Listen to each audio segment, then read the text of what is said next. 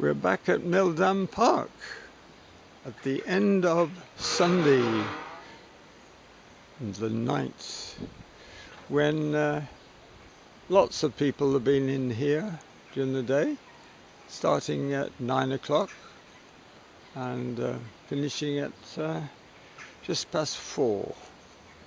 And let's have a look what we've achieved. We've got loads of bedding plants in. We cleared this area first, we put soil in place, and then we planted these with a view to making a bright area that you will see as you go through the gate. Round the corner we have bedding plants that have been put in, all donated by David. You can see some of them could do a bit more watering. And the pottery. There's one that's done up, that was here last year. A lot of this pottery that's around the corner was up on the fence before. It was taken down at Christmas time when the old fence was taken down, and the pottery had to come off. And now the new fence has been put in, and we're putting pottery back. We work very closely with South Wales District Council. Peter Clark is ever helpful. Since the last video he's been in touch, promising definitely that we will have soil underneath the seesaw, so we'll be in effect enabling younger children to get their feet on the ground. So here's some of the pottery that we put up. Most of it has been made here in the park. Some of it, some will recognise, has come from Gilbanks, but most of it, and this is the guardian angel, so to speak, who looks after the park and takes care of what's happening in here. Our sweet peas are doing brilliantly. They're working their way up to the netting where they're going to find loads of light, and they've started to bloom, and we've had loads of lovely blooms off them already, which people have taken home with them. They need continuous picking. So now we have this long length of pottery together with the bedding plants below.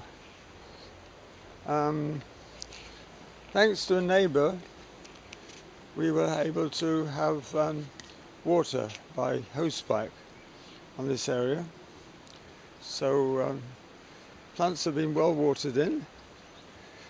They need a little bit of pressure from my foot just to get thoroughly bedded in, but pottery and sweet peas in abundance along this area.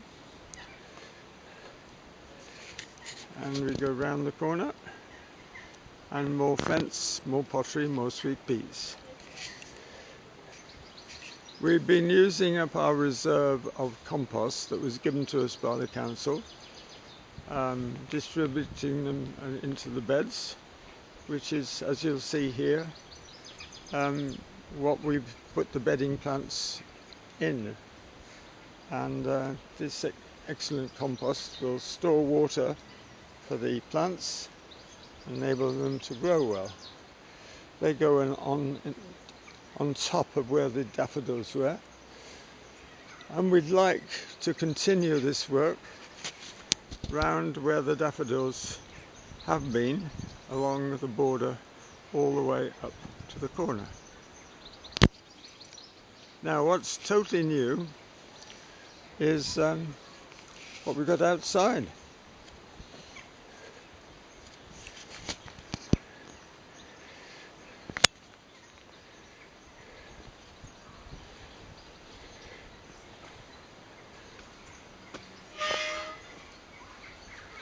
So here we've got pottery again to brighten up the outside of the park. and Derek and his friend Jack have been working on this through the day, stripping the pottery off the wood that was holding them onto the railings at Gilbanks and screwing them into this fence. We still have some more pottery still to go. We've had to take that home with us, but we hope eventually to get to the end of this fence, and then it'll look really good.